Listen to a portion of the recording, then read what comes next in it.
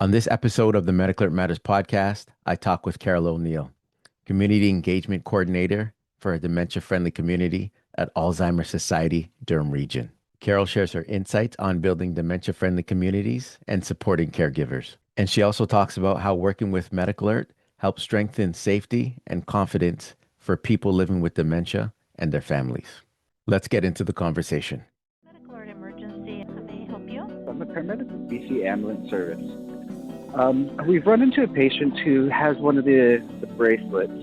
And she's walking, but she's not feeling particularly well, and she showed me her bracelet. So I think we might need a little bit of help. Did you find her? Yes, we did. Oh my God! Oh my God! Thank you! Thank you! Thank you! Carol, welcome to the Medical Alert Matters podcast. How are you doing today? I am doing great. Thank you for having me. Yes, of course. And thank you for coming on today. So we're going to get right into it. So first, I want to learn a little bit about you. Tell me about yourself and what drew you to your work here at Alzheimer's Society, Durham. All right. So, about 20 years ago, my husband and I had a business where we worked with hoarding and extreme hoarding. Okay. And a lot of our clients were living with dementia or early signs of dementia. So I Hmm. had already worked a bit with some of the issues. And then I went from there and worked with individuals that were federally incarcerated. Oh. And I worked with a lot of individuals that were incarcerated that were showing signs of dementia, Hmm. and nobody within the prison system is educated on it. So it was a bad situation. They would maybe get confused on the way to the mess hall or going somewhere, and it would not be accepted as maybe signs of dementia. And so it was handled extremely Poorly. wrong. Yeah. Yeah. So unfortunately, the funding for that program ended. And this came up with the Alzheimer's Society of Durham Region, working with dementia-friendly communities. And so I realized that I've kind of been working with dementia over my career. Hmm. And so this was a good way to kind of take the knowledge of what I had seen that could be used better, and try to educate our communities on understanding and patience and everything that's needed for somebody living with dementia and their care partners. Yeah, you do wonderful work. Thank you. Do do you have any training in it? So I'm talking going back to schooling or anything or any courses to make you understand it more? Not the dementia side of it. I did do 4 years towards psychotherapy while I was working with hoarding. Okay. The challenge, if I was going to become registered and licensed, I couldn't go into their homes any longer. And working with hoarding, you needed to go into their homes. So I took my 4 years, which has been a huge help with all of my careers since that. Um, and then you know what? I think a lot of it also is just you feel the passion. You Mhm. feel what the person's going through, and you meet them where they're at, and that's what you need in this. Yeah. Thanks for sharing that. I like that little line there. Meet them where they're at.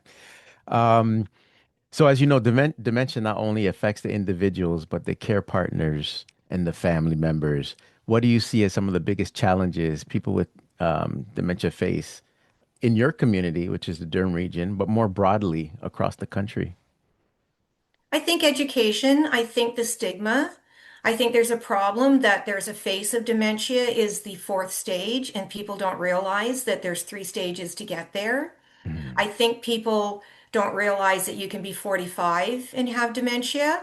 And so care partners maybe don't recognize at the start without education that some of the behavioral changes could be dementia, not the person themselves that are just trying to be difficult. And the person themselves, it takes about 2 to 2.5 years for somebody to actually admit that they're showing behavioral signs. Mhm. Um, so there's a lot, I think, just education on understanding that we need to get past the stigma of that word dementia and what we think it looks like, and allow people to live in our community and not be afraid to speak to somebody that may forget while we're talking to them because Mhm. we get uncomfortable, Yes. and which makes the person uncomfortable. So it's education. I can't stress that enough. Hmm. You mentioned the four stages. Can you name them for me So now? there's early stage, there's Mhm, the signs, the early signs of behavioral changes. mhm, And then you're into, once you're diagnosed, and it starts to progress, then you start to, your behavioral changes become more frequent. Um, Third stage, you forget that you were the one that misplaced that. You come into the paranoia, mhm. the delirium, the hallucinations. Um, and then the fourth stage is, the long-term care. You no longer know anybody. You may not be able to eat. Yeah. Your brain just kind of shuts down. So, yeah, the first two stages for me are the ones that I think we miss the most in allowing people to live in the community. Mhm. Um, which is why I think there's such a segue with resources like Medical Alert, because that's what allows people to live in community and stay in community, because that's what keeps your brain vibrant, Mhm. is staying in community. Yeah. Oh, you touched on my next question. So, as you know, and the audience is going to hear this too, they might have heard. So, Medical Alert, we offer the blue emblem ID for people living with dementia, who are at risk of wandering or become disoriented. From your perspective, can you elaborate on that? How do tools like what we offer help Alzheimer's in collaboration, what we do and you do?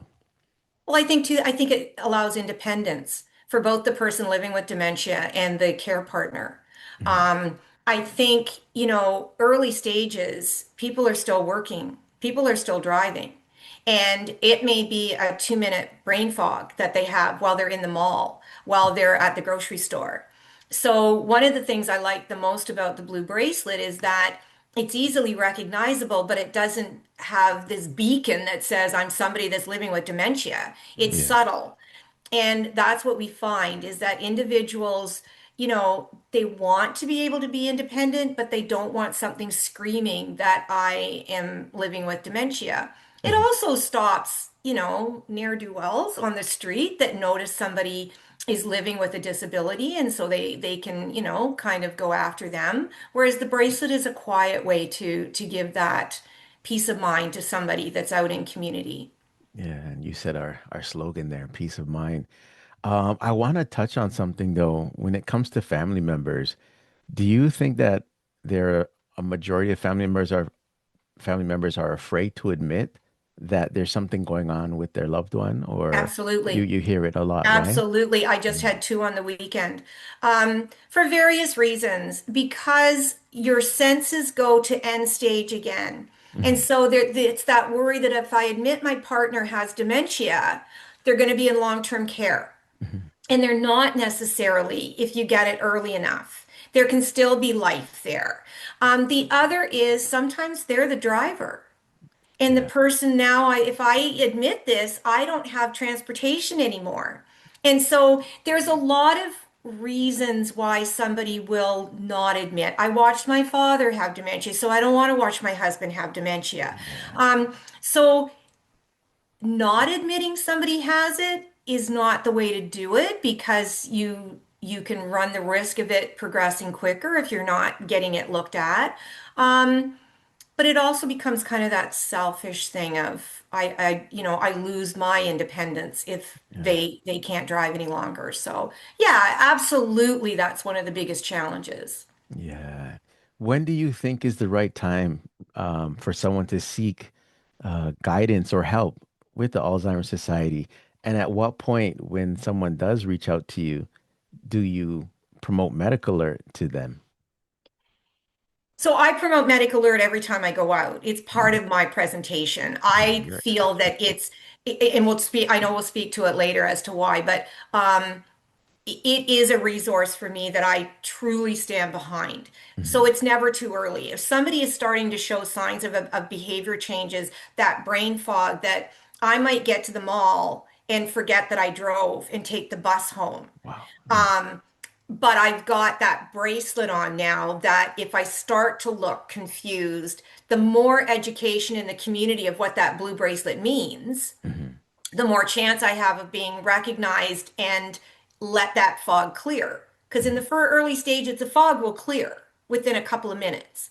Yeah. Um, in as far as the Alzheimer's Society, it like I've mentioned before, it takes 2 years for somebody to admit. that these Mhm. behavioral changes are off. Mhm. So the sooner we can educate people that, you know what, take a calendar and write down, today I found my phone in the dryer. That's not good. Let me write that down because I might not have something like that for 6 more weeks.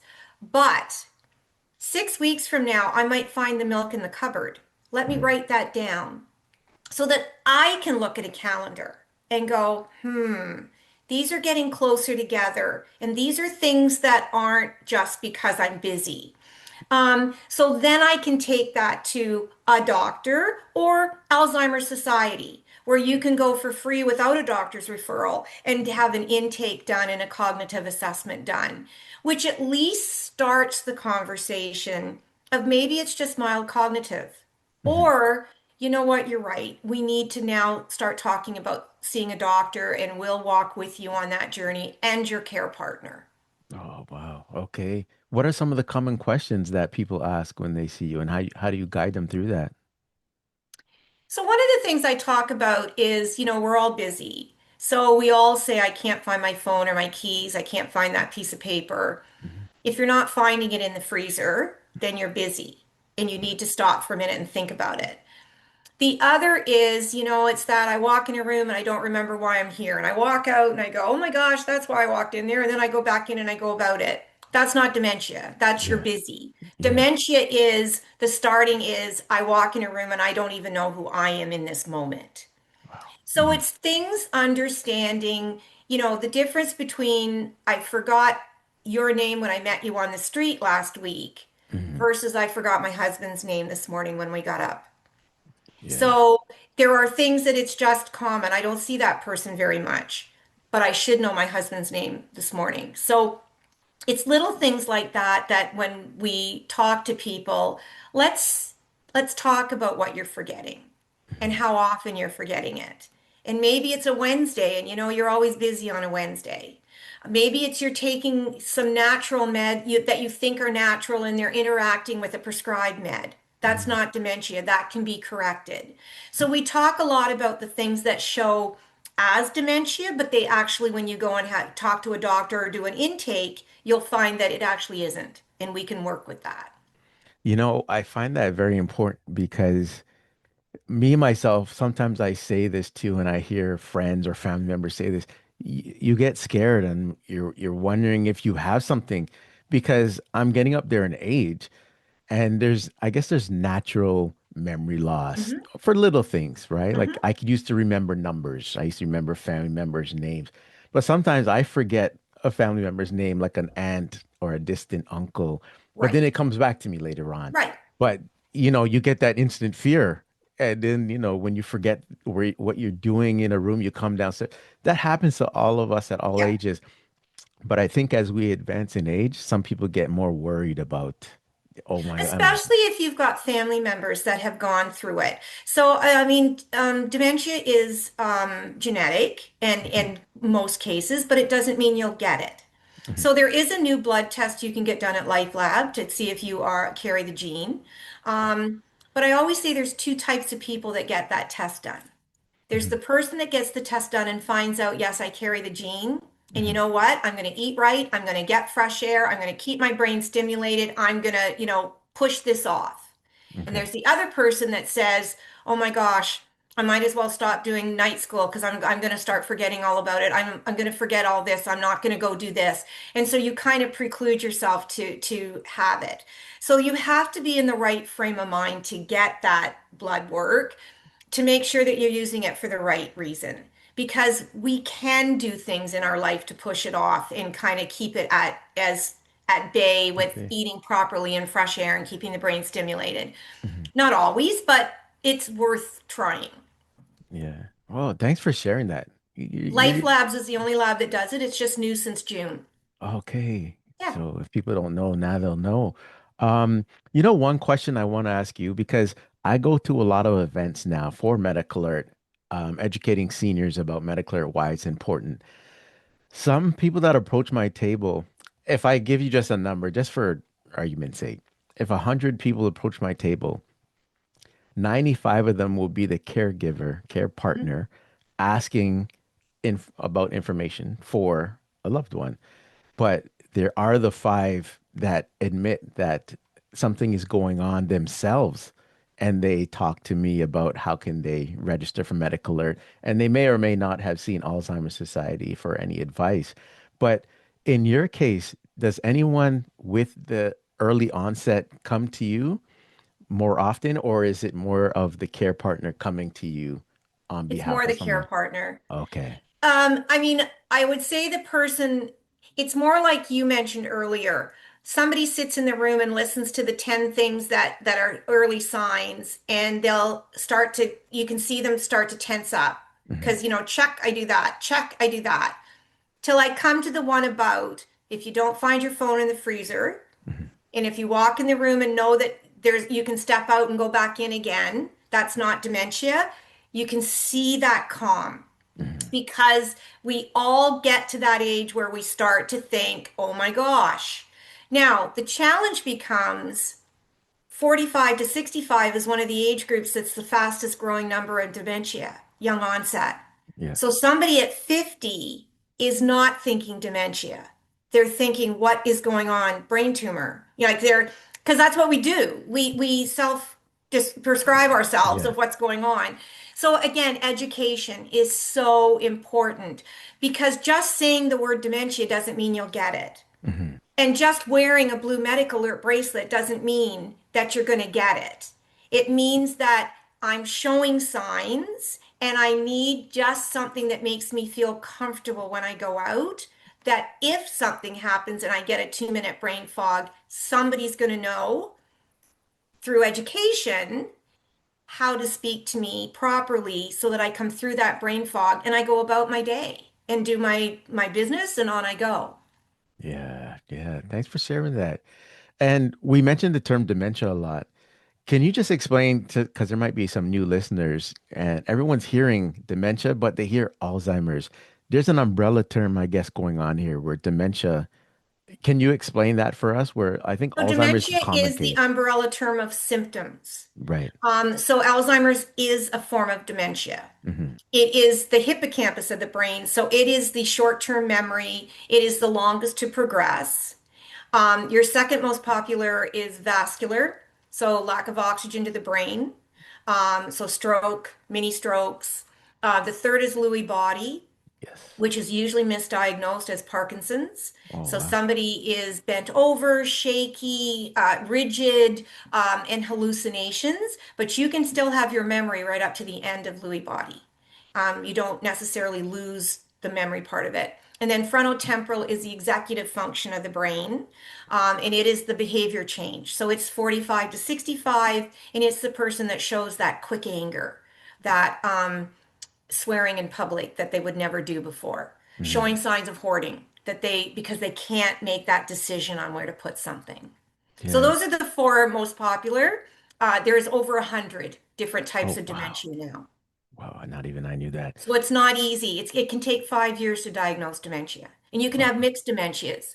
So you can have Alzheimer's and Lewy body, you can have frontotemporal and vascular, you can have two or three dementias. Wow. I didn't know that either. Wow. Carol, you're One schooling of me. my presentations, Peter. Yeah, you're schooling me, Carol.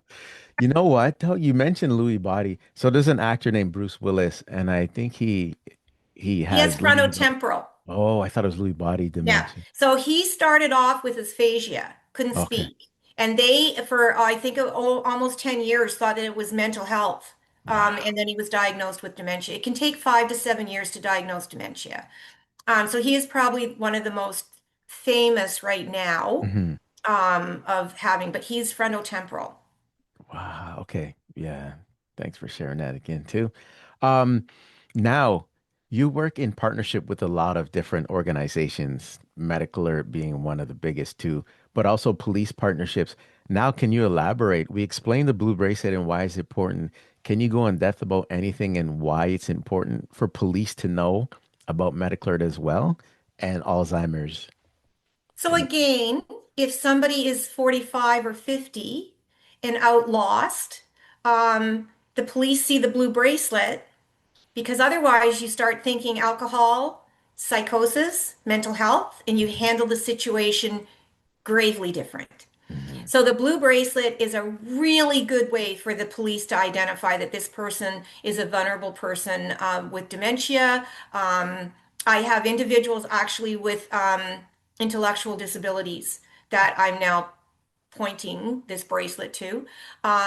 Because again, as individuals age out, it shows when they act out differently than what they normally would. So the police need something to identify the difference between somebody that's again, mental health or psychosis versus somebody that's having an episode of dementia and showing this behavioral change. Yeah. And you mentioned training earlier on, and that's why training is very important. We provide training to police partners, and it really explains to them what the blue bracelet signifies. And also, if they get into the medical alert subscriber's file, they could see the de-escalation techniques and triggers, possible wandering locations. I find that very important information to first responders, police to have. And I think you Yeah. probably agree with that as well. So we also have a Finding Your Way kit on our website, Mhm, and very similar to that, where it goes into the vulnerable persons database for the Durham Regional Police. mhm, And again, one of the things it says in it is they used to work. So somebody calls on a Monday morning and says, "My partner is in your database. I can't find them." You know mhm, what? It's Monday morning, 8 o'clock. I see they used to work at Fisher Scientific. Let's send a car over there and see. mhm, Because as you know, in the statistics, 5 hours, 10 kilometers, it's a big distance to go if they're not getting something that gives them a bit of a tip on mhm. how to approach it. What's one of the most, I don't even know how to say this, cases where you found or you heard about someone wandering, say they lived in Scarborough and then they ended up maybe in a different province. What's one of the cases that you heard where you couldn't believe how far the person traveled? I had a guy live in Timmins. And I'll be honest with you, this is not one of the examples I was going to use. Um, the daughter had seen the presentation and had heard about the medical alert bracelet and had Mhm, got her dad one. Now, he was still driving. He was an individual that I'm fine. I've got a dog, I live alone, I know what I'm doing. And the daughter kind of did oh, it's just dad. He's getting older, he's fine. But at least I know when he's up there, because I live down here, that it gives some kind of reassurance. She went to call him and couldn't find, he didn't answer the phone. mhm, And it went on for a day and a half. Called the police. He lived in Timmins. They found him in Ajax in his son's driveway with the dog, and his phone had died because he didn't know to plug it in. mhm, He just started out, and that's where he ended up. Because once they leave, they know where they're going. In their mind, they know where they're going. And mhm. so he drove straight. Didn't stop actually, I guess, for the day and a half to get there. But yeah. But he did stop for gas. That was how they knew where he was headed. He stopped for gas and somebody had recognized that he had the bracelet on. Mhm. They turned it over, but he left. But Yeah. they had called in to say that, they found this person and he's gone again. But they didn't know where he was headed. Mhm. And then he ended up in the son's Ajax driveway.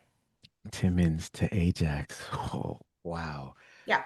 Yeah, I've heard of some cases. As soon as it hits the news, even my area, it's happened a couple times where police are roaming the area, and then because I work for Medical Alert, I went out to talk to the police, and they let me know what's going on. Man was missing. The good thing is now there's a lot of cameras, doorbell cameras Yeah. too, where they can tap into store cameras. That's the one thing I like about innovation, which leads to my next question.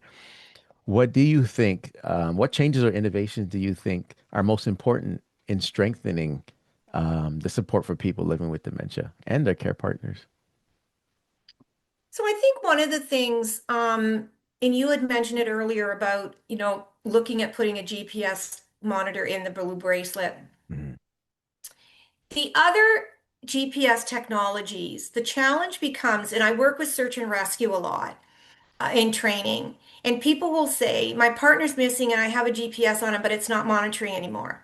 mhm, Because in early signs, I don't want you to know where I'm going. I'll cut the bracelet off because right. I don't need you to, I'm still driving. I don't need you to follow me. I don't need this necklace around my neck. that shows that there's something going on with me. Mhm. The blue bracelet is something that becomes part of them. They don't ever take it off.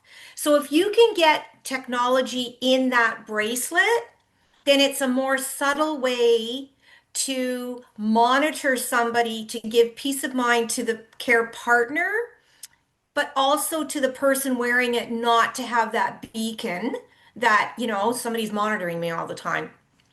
I think that's one of the challenges because, it's great to have one on the phone, but I don't always take my phone. It's great to have it in shoes. I change my shoes. It's great to have it in a purse. I forgot my purse.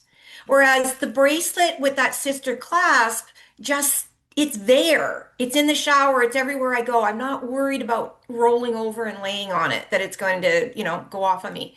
So I do think that's one of the most important. And then making sure that it's able to be read in areas that are maybe more wooded Mhm. or more rural areas. I've talked a lot in the rural areas, and people actually put in an animal monitor like they would put around their dog's neck. They'll sew it in the hem of a jacket Oh, wow. in rural areas just to make sure that somebody's being monitored. So I would say that would be the biggest thing. Yeah, there's a lot of things that we're working on. I'm not going to say it on this podcast, but you're Yeah. going to be excited about. A lot of people are going to be excited about where Medical Alert is headed in the future. But lastly, I want to ask you shared a story about the gentleman that went from Timmins to Ajax. Are there any other stories that you can share where Medical Alert has helped out, and especially with that blue bracelet?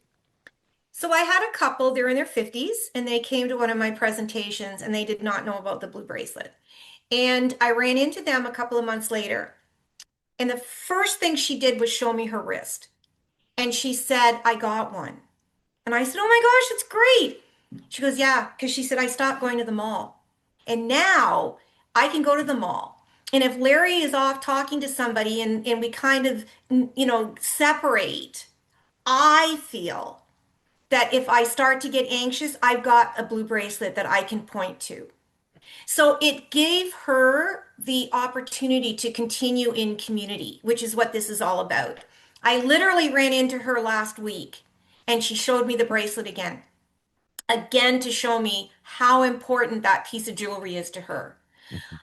Second story, we were on vacation this summer, and this gentleman took us on a tour of this older church. And we went outside to sit down and to talk about what we had seen, and as a tour guide, and his sleeve went up, and he was wearing a blue bracelet. Mhm. And I thought, oh my gosh, that's great. He's out doing tours. I know what it means if something had happened to him while he was there, but he's still able to go about and be what he wants to be and do what he wants to do in community. So yeah, I just I stand behind it 100%. Yeah, you're a true advocate. I'm so glad we connected. So yeah, the importance of having that identifier on. I know there's a lot of things out there right now, but that blue bracelet can do wonders, and I've heard many hotline calls where it's helped out. So yeah, thanks for your work. I actually have one more question for you, and it's a choice. So you're gonna ask me to read out my right hand or my left hand. Huh. Let's go with your right hand. Let's do this. Okay. So, Carol, looking ahead, what gives you hope about the future of dementia care in Canada? Well, I think the voice is getting out there with government. I think that's huge. I think research is going in huge directions, talking about microplastics, talking about different ways that we can at least push dementia out further, longer delays. I don't think there's anything more important than communication between agencies. I think that's the only way we'll grow in community is to educate as a group, as a team, because what you offer and what I offer at the end of the day is about the person living with dementia and about the care partner. And that's the only way we can keep this going positively is to all of us work together to educate so that we're all rowing the boat in the same direction for the families. Yes. A rising tide lifts all boats. I think there's a saying like that. And yeah, teamwork makes the dream work. Thank you for being on here, Carol. Let the people know where they can find you, because you're Alzheimer's Society of Durham. But in general, if you wanted to share information on how to contact Alzheimer's Society. Alzheimer's Society Durham Region has a website. For me, they would look at the Dementia Friendly Communities. That's my program. But we have all kinds of education in our team. So we have an education team. We have lots of webinars that are free for, when should I stop driving, and questions, facts. So Alzheimer's Society of Durham Region is the website to go to, and it's a wealth of information. Right. Thank you, Carol, for being here today. It's the Medical Alert Matters podcast. Thank you for tuning in to this episode of the Medical Alert Matters podcast. And thank you to my guest, Carol. Don't forget to follow us on our social media platforms, Facebook, Instagram, and X, and subscribe to the Medical Alert Matters podcast so you never miss an episode on YouTube, Spotify, or Apple Music. Until next time, stay informed and stay safe. Did you find her? Yes, we did. Oh my God! Oh my God! Thank you, thank you, thank you. Medical alert emergency. How may I help you?